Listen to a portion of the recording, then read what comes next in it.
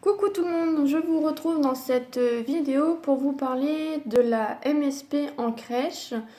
Je l'ai passé la semaine dernière dans une crèche parentale, donc tout s'est bien passé, je l'ai validé.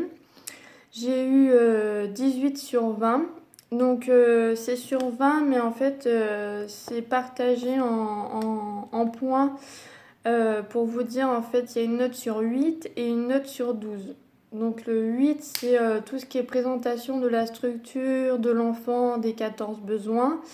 Et 12, c'est le soin et l'activité effectuée avec l'enfant.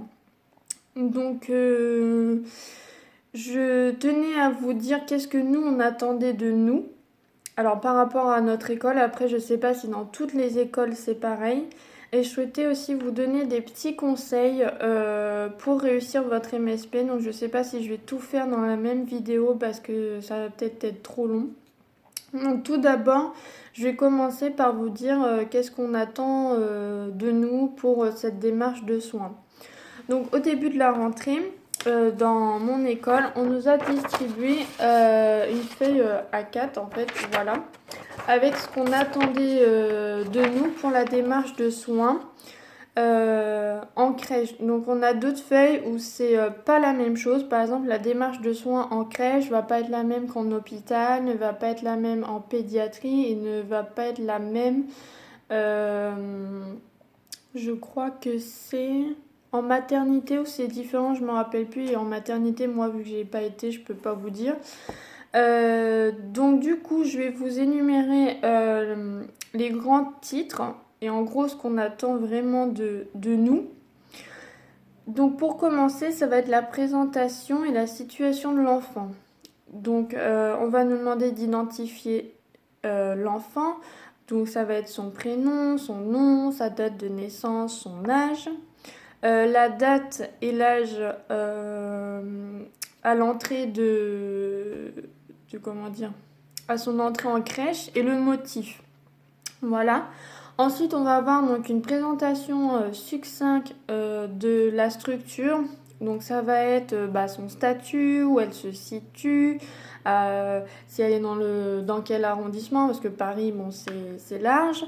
Comment sont répartis les lieux, le personnel qui y travaille, le projet de la crèche, donc ça le projet pédagogique ou éducatif, ça c'est très important. Et aussi, il va falloir présenter le lieu de vie de l'enfant, donc l'aménagement de l'espace, il faut faire un plan de la structure, voilà. Ensuite, donc, nous avons le contexte familial. Donc là, ça retourne du coup sur l'enfant. Donc c'est son lieu d'habitation. Donc, vous n'êtes pas obligé de dire l'adresse précise, hein. Vous dites juste qu'il habite à Paris dans tel arrondissement. Ensuite, donc le temps de trajet, comment il vient à la crèche, quelles sont les personnes autorisées à venir le chercher, s'il a des frères et sœurs. Si nécessaire, vous pouvez mettre la profession des parents. Donc en fait, c'est si par exemple le papa est militaire ou la maman est hôtesse de l'air. Ça peut avoir des répercussions sur l'enfant. Par exemple, vu leur métier, les parents peuvent être beaucoup absents, donc ce qui fait qu'ils peuvent avoir tel ou tel comportement. Voilà. Nous avons donc des antécédents familiaux, donc ça c'est si nécessaire. Par exemple, s'il y a des parents qui sont handicapés, si les parents sont en cours de divorce, c'est pareil, ça peut avoir des répercussions sur le comportement de l'enfant et donc comprendre pourquoi il est ainsi en fait. S'il n'y a rien de particulier, vous pouvez mettre donc faut le mettre quand même. Même s'il n'y a rien, vaut mieux dire l'enfant ne présente aucun antécédent familiaux. Faut le mettre parce que si on ne le met pas dans la démarche, les formateurs peuvent croire qu'on l'a oublié, alors que non. Donc, voilà. Après, nous avons une description physique et comportementale de l'enfant. Donc physique, vous pouvez mettre Jean est un garçon aux yeux bleus qui a les cheveux longs bouclés. Euh, il a la peau blanche. C'est un garçon qui est timide et qui joue souvent avec comment dire, avec tel ou tel jouet. Donc voilà, on n'attend pas non plus un roman. Après, donc antécédents de l'enfant, donc là ça va être beaucoup plus approfondi parce que ça va être tout ce qui concerne la grossesse, s'il a été opéré, s'il a subi une hospitalisation quelconque, les vaccinations, contre quoi il est vacciné, la mensuration donc à la naissance et aujourd'hui. Voilà. Donc c'est un petit peu plus poussé. Donc toutes ces informations-là, vous pouvez les retrouver dans le carnet de santé que vous pouvez demander aux parents. Il y a des informations aussi que vous pouvez demander à la direction de la crèche parce qu'ils ont aussi ces éléments. Après, donc ça va être l'adaptation. Donc l'adaptation,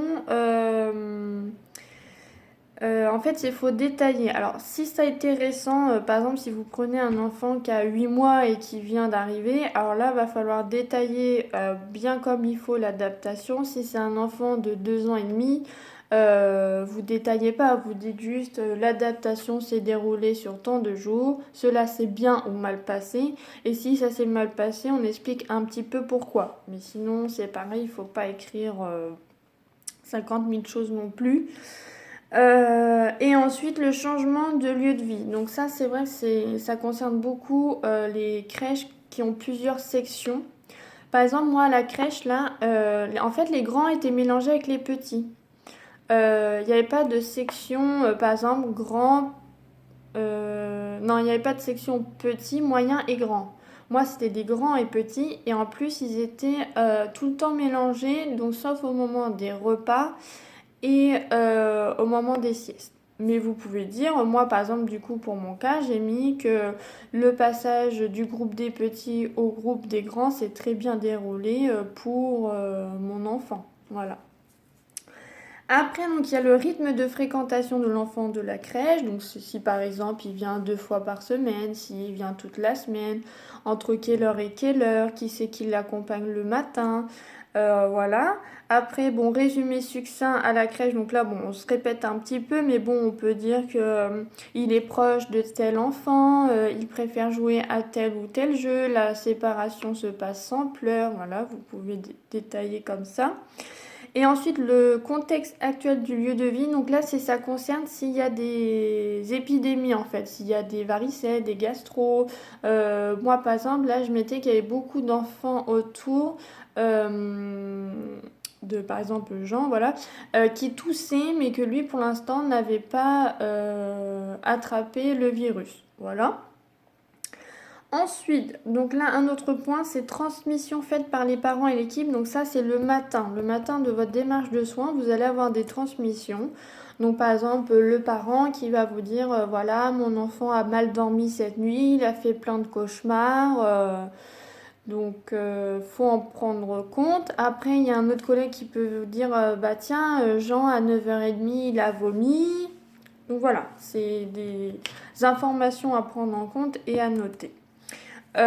Donc ensuite, on a le grand 2. Donc le grand 2, ça va être l'exposition des 14 besoins.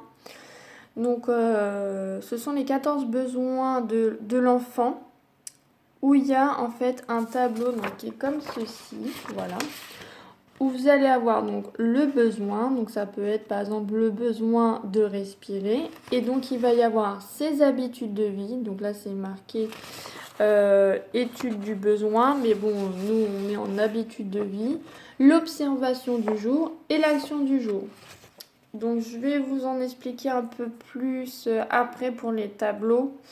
Je pense que je ferai une autre vidéo parce que là je suis déjà à 9 minutes. Donc ça, c'est les 14 besoins de l'enfant qu'il faut prioriser dans la journée de votre démarche de soins. Savoir qu'est-ce qu'il a besoin vraiment ce jour-ci. Je reviendrai dessus pour vous expliquer mieux. Et en grand 3, c'est projets d'avenir de l'enfant. Donc les projets d'avenir à court terme, à moyen terme, à long terme. Donc ça signifie par exemple, Jean ce soir sera récupéré par son papa. Voilà. Après, donc ça c'est plutôt à court terme. À moyen terme, ça va être Jean prévoit de partir en vacances à la mer dans 2 semaines. Voilà. Et à long terme, ça peut être donc Jean, en septembre, prévoit de rentrer en école maternelle. Voilà. Donc du coup, comme je vous disais, la vidéo est assez longue, donc je vais rester là-dessus. Je vous expliquais en gros ce qu'on attendait de nous, donc nous par notre école. Après, je ne sais pas si toutes les écoles fonctionnent pareil. Voilà, si vous avez des questions, n'hésitez pas et je vous ferai donc une autre vidéo pour vous donner des petits conseils pour réussir votre MSP. Voilà, je vous souhaite une bonne après-midi. Salut!